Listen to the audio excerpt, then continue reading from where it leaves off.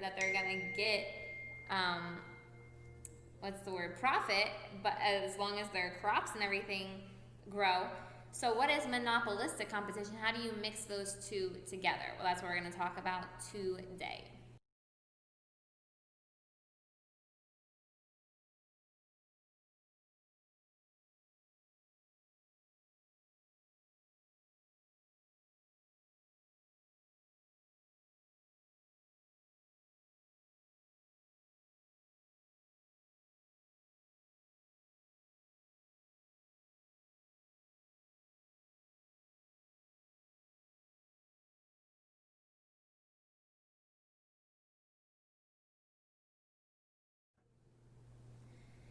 Okay, so let's just review. You're like, no, day in a way. Well, yeah, because it's good. We only do this once a week, and it's good to see the distinct differences between these types of economy, because we can call an economy like the United States, like Honduras, we can call the economy a free market economy.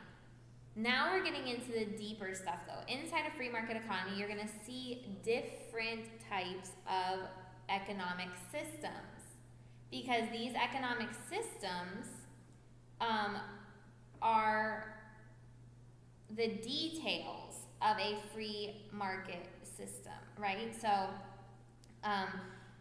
it's a free market system in general, but then it can be broken down. There is going to be some monopolies. There are going to be some perfect competition. There is going to be monopolistic competition, and that's what makes the economy sustainable. Okay, so number one for a perfect competition, again, is that there's a large number of independent sellers. So there's a large number of farms providing the grain and everything like that to the market. There's a large number of independent buyers. So there's a demand for it, right? The industry must be one. Number three, the industry must be one in which all firms produce a standardized product. Guys, remember that and make sure that's in your notes about the standardized product, because what you're going to see today with monopolistic competition is that there's a differentiated product. Okay, so standardized product means what?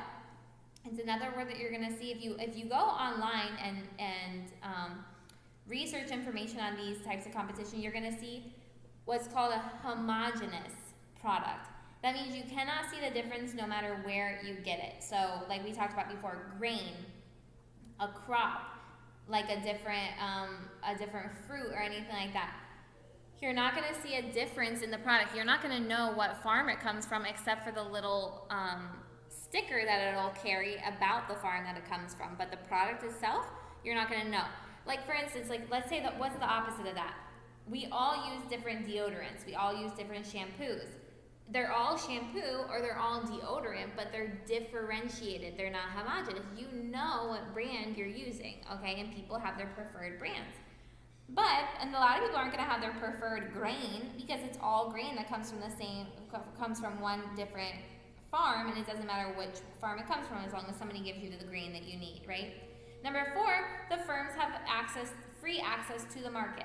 And number five, the relevant market information must be made available to all firms and buyers. Everyone in the market knows what prices firms are charging and what prices consumers are paying. Okay, so with number four, it's the free access is, remember that there's not the government regulations that only a certain amount of firms can enter the market. Okay, there's no government regulation like that.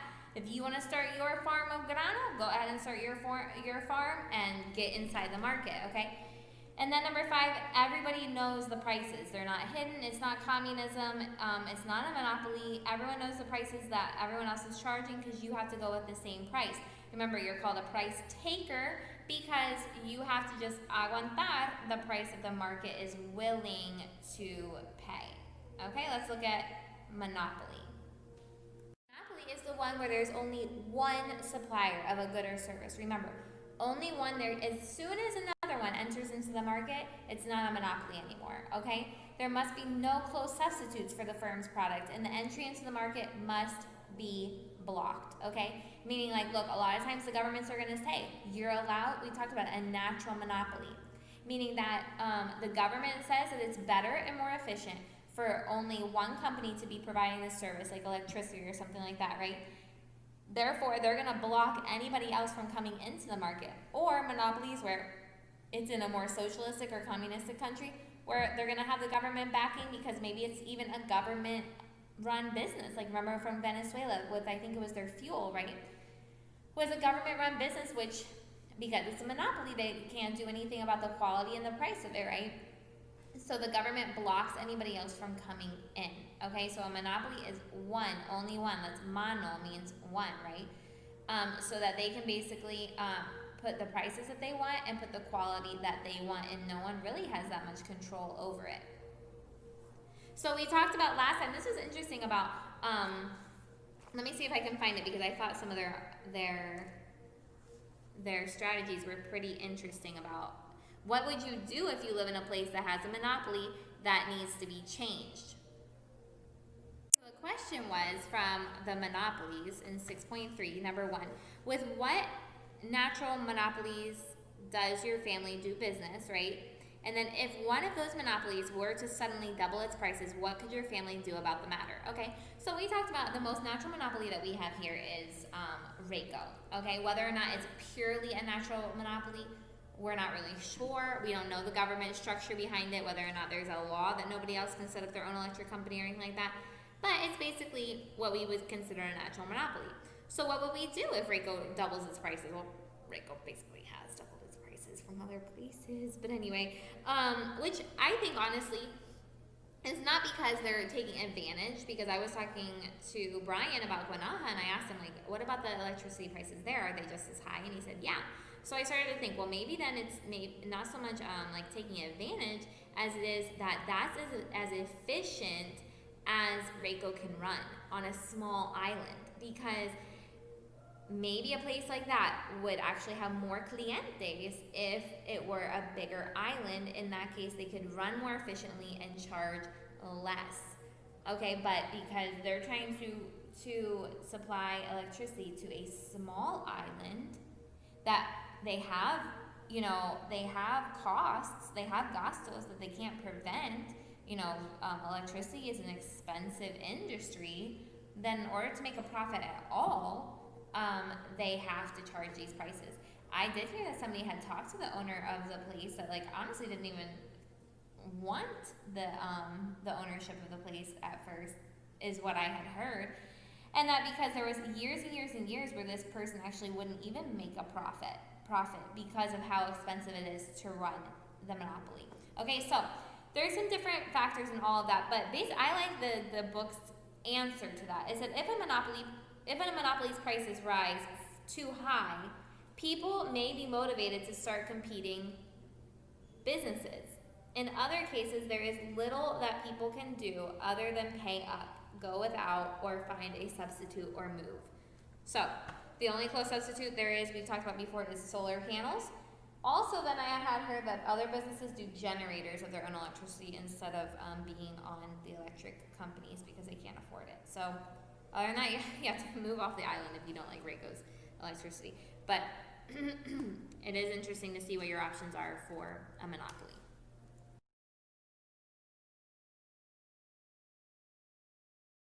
Okay guys, here's where we start to take notes for monopolistic competition. Okay, monopoly meets pure competition, right? It says monopolistic competition is the market in which each firm promotes a differentiated product. Go and look at those pictures right there at the bottom. You have in the on the left hand side a bunch of cereals. Okay, it's all cereal, but they're all different types of cereal and different marcas of cereal. So a company needs grano, a company needs integral, a company needs barley, flax, wheat, seeds, etc. They go into the pure competition. They don't care what farm it comes from, just get them the stuff that they want, and it better be a good quality, right? And basically the quality is all the same. That's if the farm doesn't have that quality this year, they're not going to put it into the market this year. Okay, they know that because they're not going to survive it. However, in a monopolistic competition, it's different products. You go into the grocery store, you need cereal, you're gonna have un montón de opciones, right? But they're all still cereal. Okay, so it's a differentiated product.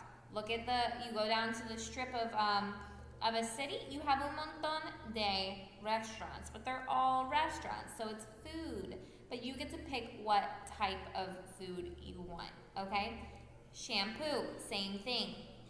All the shampoos do different things, claim to do different things, right? So, keep those in mind while we talk about the characteristics of all this. It says on the second one, it is where numerous firms, which are businesses, provide consumers with a wide array of choices, a wide variety, that means, of choices in a monopolistically competitive market. So there's choices in differentiated product. That's what you need to circle, highlight, and make sure you remember. Pure competition, you know, where you can get farms all over the place and different stuff like that.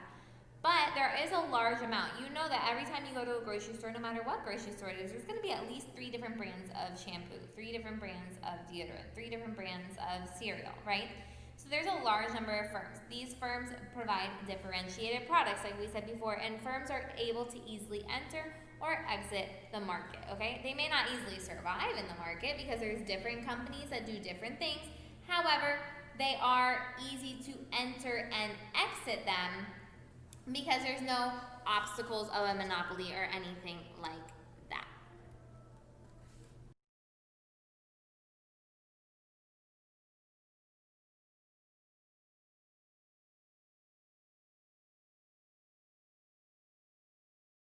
To buy shampoo, there are a huge price range of shampoos. You can buy one for like 30 lemps, or you can buy one for 250 lemps. And you're like, no, thank you, I'm not going to spend that much on shampoo.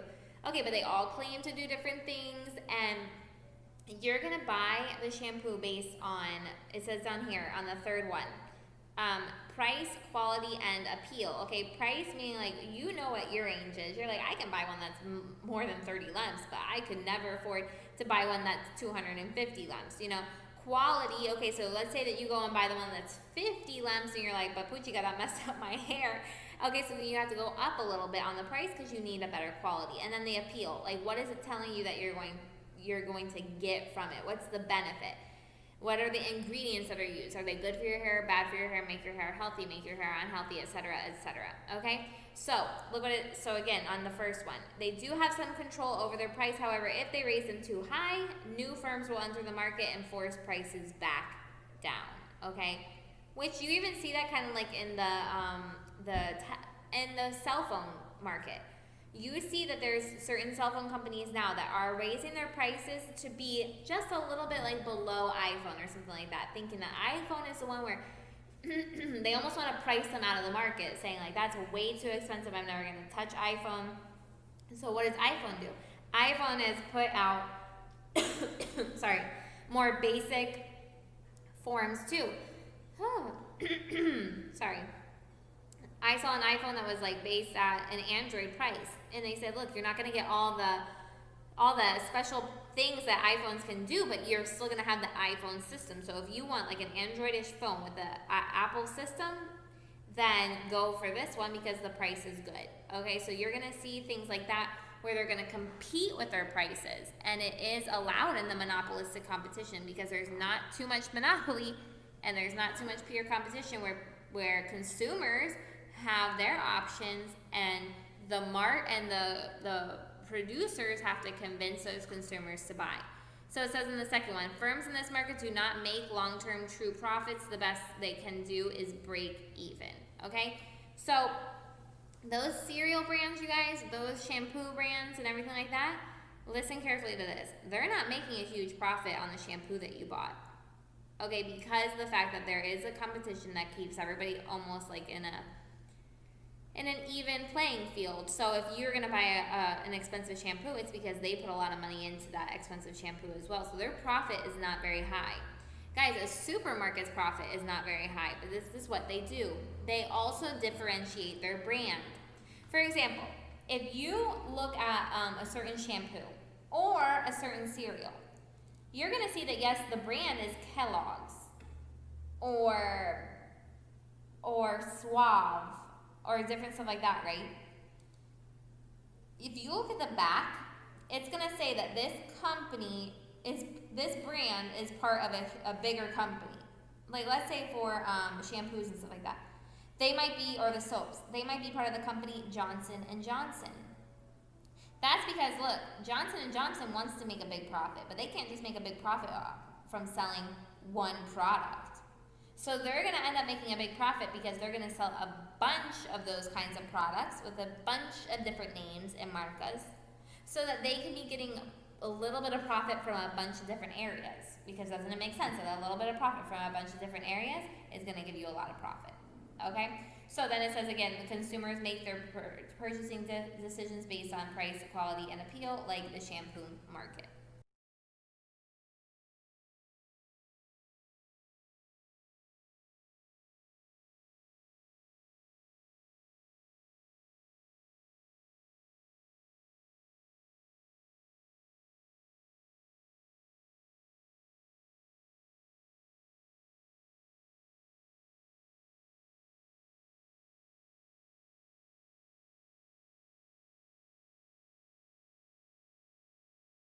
We have the Thistle River example. The Thistle River example, this is a good example to show you all the different aspects of monopolistic competition. It says, to see more fully how competition works in the huge American market for goods, we can take an example from the national bedspread industry. The market is highly competitive. Okay, bedspreads are your cobijas. Okay, the industry that produces cobijas. The market is highly competitive today in the United States, and a considerable number of firms in this business have failed in the competition and have been forced into bankruptcy when you lose all your money and have to get out of the market, because they have not been efficient to cover their costs of production and distribution. Meanwhile, other bedspread firms seem to thrive. Let us suppose that one of the better known firms in the bedspread trade is called Thistle River Industries. Okay, so they're one of the successful ones. Thistle River has been successful in its line of business for a quarter of a century. The firm's prosperity is principally the work of its owner and founder, who personally directs its operations. He is Carl Trotter, a big, genial man, once a Marine sergeant who has a remarkable talent for designing attractive fabrics. He often studies old designs and patterns in New York's museums and adapts them for the modern market. His company makes its own cobijas, bedspreads, after buying its cloth chiefly, that's tela, chiefly from mills in the southern states and from textile manufacturers in Taiwan and Hong Kong. Thistle River owns a mill in Indiana where cloth is sewn into bedspreads by several hundred men and women who work at its sewing machines. The firm's sales offices are in New York City in the garment district of Manhattan. The market for Carl Trotter's product is widespread. Thistle River has a rather complicated system for getting its goods to the public. The company sells its bedspreads to fashionable department stores. Okay, so listen to where it goes. The company doesn't sell directly. The company sells to other stores to sell their product. Just like a bunch of stuff in the supermercado, right? It's not that Eldon's is making that product. It's that people are selling it to him to sell to the public. The company sells its bedspreads to fashionable department stores, to some specialty shops, and to interior decorators. Plus, the firm operates a few retail shops of its own. Mr. Trotter employs more than 20 regional salespeople who travel around seeking buyers in department stores and specialty something. Here we go into the next slide. To interior decorators, so they have 20 people that go around and convince other people to sell their product. In cities across the nation, Thistle River spreads can be bought in small fashionable shops that sell nothing less. These are shops either directly owned by Thistle River or else licensed to private owners. Okay, so there are some direct shops, is what they're saying. The cost of advertising is one of the largest items in Thistle River's budget.